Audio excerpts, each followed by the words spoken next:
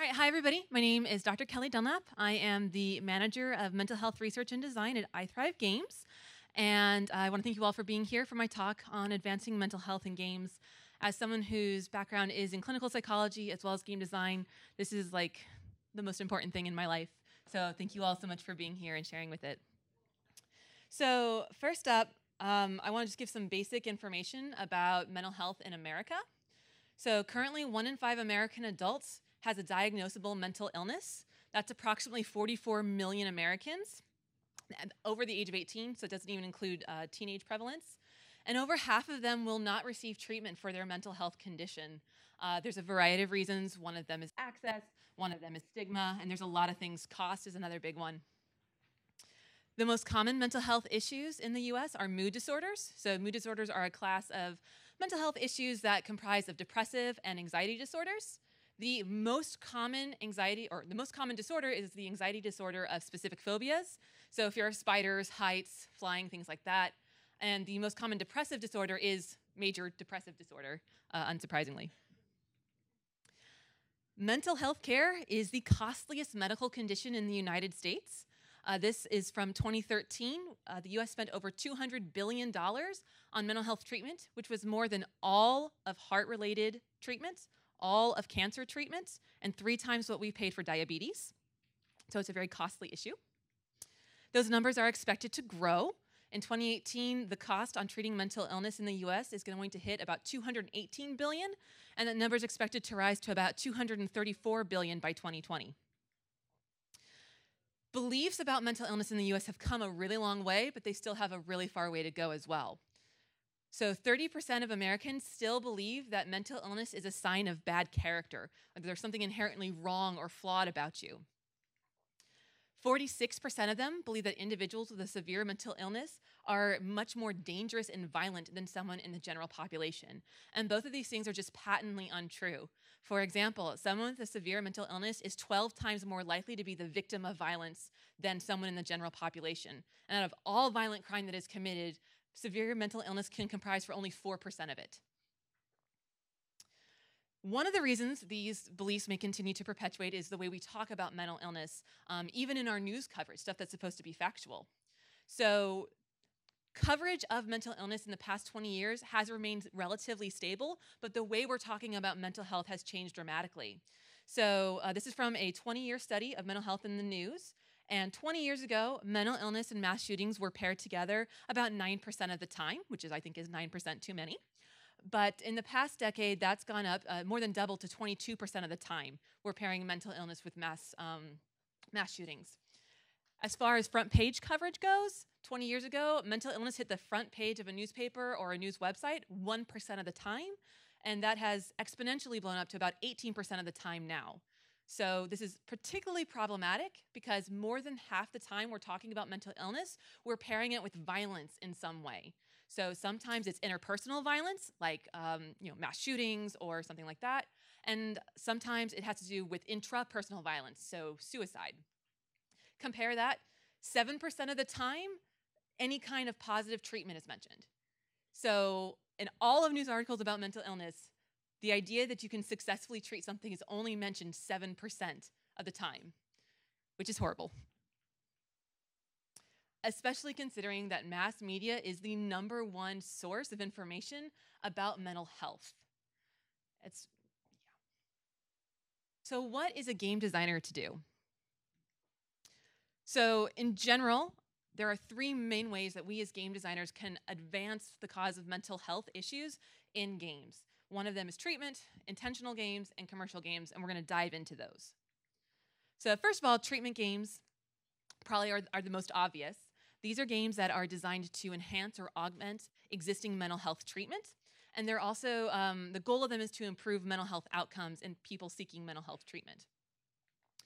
These games can have a profound impact at the individual level by making treatment more accessible and more palatable, and I'll give you an example.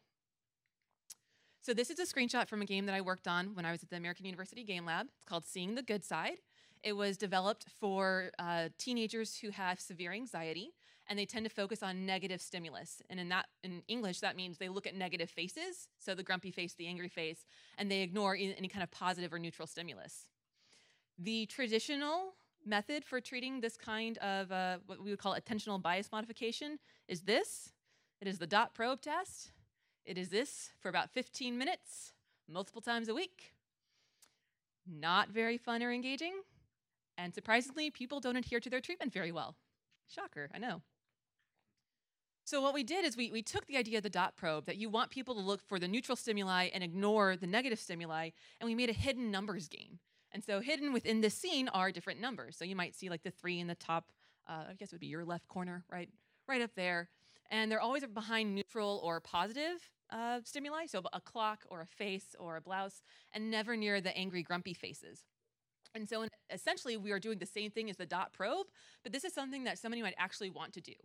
I selfishly did some of the level design on this. I got to hide some of the numbers, and I really enjoyed playing it. I thought it was a lot of fun, especially compared to the dot probe test. So that's just an example of how we can make mental health treatment more palatable. And if people are more willing to engage in their own treatment, their outcomes are going to be better. So it's important to keep in mind that usually if you're seeking mental health treatment, you're only seeing your therapist about 1 hour a week. And that's not very much, considering what you're dealing with. And so by having games, we're allowing our clients to engage in their own treatment and therapy outside our offices, and also to some extent giving treatment to people who can't access it otherwise. Again, because access to mental health treatment is so stigmatized and so limited, if you can have a game that has any kind of clinical benefit, that can be a good thing. So my strategy for if you want to make a treatment game, the most important thing you need in your toolkit is not a mental health background, it's not a gaming background, it is patience. Because when you're making a treatment game, they tend to take longer to produce because there is so much research that goes into them. It's because they need to be verified, they need to go through clinical trials, and there's a lot of research that goes into it. But more than that, when you're making a treatment game, you have a lot of different personalities on the team. You probably have a learning expert and a mental health expert and a game design expert and an assessment expert and all these different experts who all think that their thing is the most important thing that the game needs. And so it's a really difficult balancing act of trying to figure out where does gameplay fall within the treatment goals, within therapy practices, and conveying specific information. And that can be really, really tricky. So if you're in this space, patience is like the best thing you can do in addition to having a multidisciplinary team.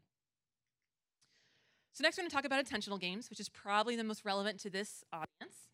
So these are games that are intentionally designed to evoke some aspect of a mental health experience, and their primary goal is to bring greater awareness or understanding about a particular mental health issue. So I'm guessing a lot of people are familiar with this game. Yeah. So Hellblade, which I don't think you can talk about mental health in games now without talking about Hellblade. I think it's in our contract now. So these games can have an impact at the cultural level. They are able to give voice to marginalized or underserved communities, and they create a sense of community around these individuals struggling with these particular issues.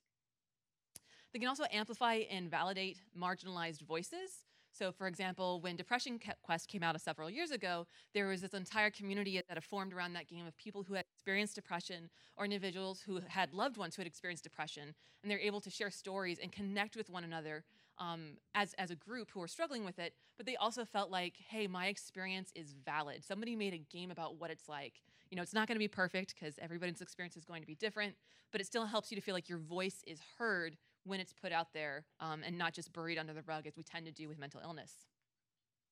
So I do want to emphasize, though, that when you're making an intentional game, your intention is not enough. And I'm going to give you an example of why.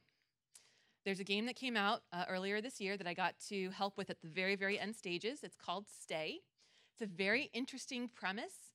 The idea is that your little pixel art NPC there has been kidnapped and he is stuck in a room, and you are his only connection to the outside world. And so you have to help manage his emotions to navigate him through this kind of escape room type setting. This game tackles issues surrounding grief and loss, and the developers even told me that the Kubler-Ross stages of grief inspired this game, mostly because the developers themselves were dealing with issues of grief and loss in their own life. And so this was really important to them to portray this as accurately as they could. Neither of them are psychologists, but I'm throwing that out there, and there were only 2 developers. So despite their best intentions, there were several instances in this game where stereotypes were used. So for example, when I was playing through, I noted when they used the word crazy and they used the word nut job and they used the word OCD in terms of like perfectionism rather than actual obsessive compulsive disorder, which I flagged for them, and to their credit, they are in the process of changing it. But one of the ones that was even more severe was the NPC, who himself is a former therapist, which I thought was very cool, reflects that perhaps it's one of his former clients who kidnapped him, which is not great because it perpetuates the idea that the mentally ill or persons dealing with mental illness are inherently violent and unpredictable. So even with the best of intentions, you can make a game about a topic and still perpetuate those kinds of stereotypes, which is not ideal.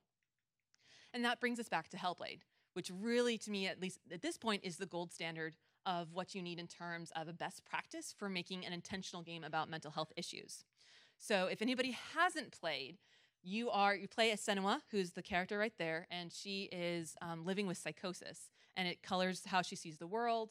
And in order to best represent this kind of experience, which I think the wide variety of the population can not even imagine what that's like, they worked with experts in the field of, say, sound design to create 360-degree voices that are as accurate to actual voice hearers as possible. They also worked with psychologists to make sure that the information that they were talking about and delivering was accurate. And then probably most importantly, they worked with individuals who were in recovery from psychosis to inform their game design. So for example, they would sit down with these individuals and ask them about what their episodes had been like. And they directly took those quotes and made them part of the game environment, the game mechanics. So one person said, colors seem brighter now as if they're luminous. And if you've played Hellblade, you know there's a lot of colors that are bright and they're shiny and they are luminous. Another example is, I see waviness in the walls and they look like they're melting. And that's represented in there. And if you have the time, there's a 20-minute documentary on the making of Hellblade and has this wonderful montage that I wish I had time to share with you all of all the examples of them taking the lived experience of someone and making it into the game. And this, without a doubt, makes the game such a more authentic experience, and it deals with issues around concern about mental health tourism or voyeuristic experiences of mental health. But they were so connected and honest with the people they were trying to represent that you never really get a whiff of that. And so that really is kind of the best practice in this space, is to make sure that when you are doing an intentional game, even if you consider yourself part of that community, you cannot possibly represent the whole community. So make sure that you're talking to experts, not just in, say, a clinical field like psychology, but the people who have actually gone through the experience you're trying to portray. And then last but not least, I want to talk about commercial games. So, of course, these are games that are designed for mass appeal, and their primary goal is to entertain, which is not a bad thing. Like, we need entertainment. It's a good thing. What's interesting about commercial games in particular is that there's actually a lot of mental health representation in them. So about 25 games have mentally ill characters in them, and that's by a 2016 study, which is the only study that is out there about the representation of mental health in games. So if you think about this, this is a higher percentage than female protagonists. This is definitely a higher percentage than any kind of other more minority or marginalized population. So there's no lack of mental health representation. Unfortunately, it tends to portray characters as violent. Most of the time, if there's a mentally ill character in a game, they are some kind of psychopathic, murderous killer. It's also important to note that this number, the 25%, does not include mental health representations other than characters. So say psychiatric institutions. And I'm just really curious, has anybody here played a game where your character wakes up in a psychiatric institution and something good happens to you? No, you don't. Because putting someone in an insane asylum is shorthand for be afraid. And game designers do it, especially the horror genre. They do it all the time, and we don't even blink. We don't even think about it. So I want to address some of the tropes that you find in commercial games so that we can address them. Yes, it's okay, Sonic. We're going to get through this together. So the most common trope is the homicidal maniac. This is not just in games, so I'm not harping on games. I love games. This is across all media, actually. So the homicidal maniac not only is the most common trope in mental health in games, but also in film and television as well. So some famous examples of our homicidal maniac. We have Vas Montenegro from Far Cry 3. We have Nolan Strauss from Dead Space 2. Kafka, of course. And Sandra Cohen from BioShock. So those are just some of the most well-known representations of, wow, you're a homicidal person, therefore you must be crazy. The second trope is kind of psychopathology personified. And what I mean by that are characters who are nothing more than their symptoms. There's no depth, there's no person. They are just literally the symptoms of whatever is happening. So we have No Bark Noon from New Vegas. Wait, he's, yep, right there. Seth Breyers from Red Dead Redemption. If you don't remember, he's the guy who's digging up the corpse. Anybody else play Red Dead Redemption? Okay, a couple. We'll move on. So, I mean, psychos in Borderland, like even their name presupposes the presence of a mental health issue. Jolene from Walking Dead and the Mad Hermit from Dragon Age Origins. And I don't think any of these games would ever have pulled out as games that represent mental health or mental illness issues, although they are obviously there. And last but not least is the idea of mental illness as hell on earth. And again, you see this specifically with the horror genre. So either in the titles, like Sanitarium and Asylum, or, straitjackets. Those are always fun.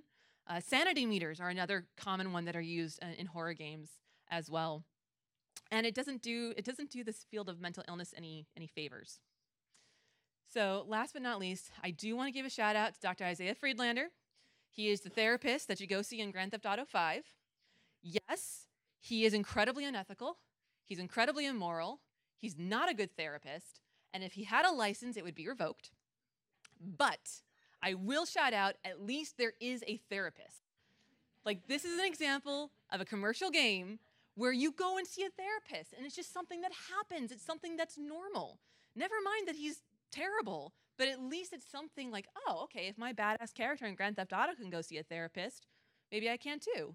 A lot like what happened with Tony Soprano when that show was really popular. It really changed the conversation about the tough guy going to see a shrink. So shout out to Isaiah Friedlander. Wrong button. So kind of in closing, there's two main things that I want to really emphasize. Is one, you don't have to make a mental health game to advance mental health in games. So mental health is already prevalent in so many games. It wouldn't take much to kind of shift the conversation. So for example, in is not supposed to be there. If we could convince somehow for horror game designers, either indie or otherwise, to maybe not keep putting their games in mental institutions. Maybe, can we find someplace else to do that? That would be an awesome thing. You don't have to change anything about the game, just where it takes place. That would be awesome. Or we can start putting in characters that challenge those kinds of stereotypes. So Symmetra is from Overwatch, which is not a game about mental health at all, but she is on the autism spectrum. And the devs have confirmed that. And it's part of who she is. It informs her abilities. It's part of her strengths. But it doesn't define her as a person or a character. And so it really challenges some of the stereotypes around mental illness. And then as for environments, if you want to make a horror game in which it takes place in a psychiatric institution and uses straitjackets, then Town of Light is your best example. Because this game is based on actual diary notes from a 19th century insane asylum in Italy. And so they did all the research. They almost stone by stone reconstructed this asylum. And the story that you go through is of a girl who actually existed and actually went through those experiences. So if you want to do a game like that, make sure you're giving it context and it's not just like gore porn. And then last but not least, integrate experts, both those who are professional, like me, but also those who have the lived experience. Because you cannot underscore how important it is to understand the perspective of somebody that you're trying to represent. So it's one thing to say, I'm going to make a game about anxiety. And if you did, the first thing I would ask you is, did you talk to somebody who has anxiety? Did you talk to a lot of people? Did you talk to experts by profession or by lived experience as well? So if you keep those two things in mind, you don't have to worry about mental health tourism. You don't have to worry about voyeurism. You're going to create an experience that is genuine and authentic to the population that you're trying to represent and you're trying to help. Thank you.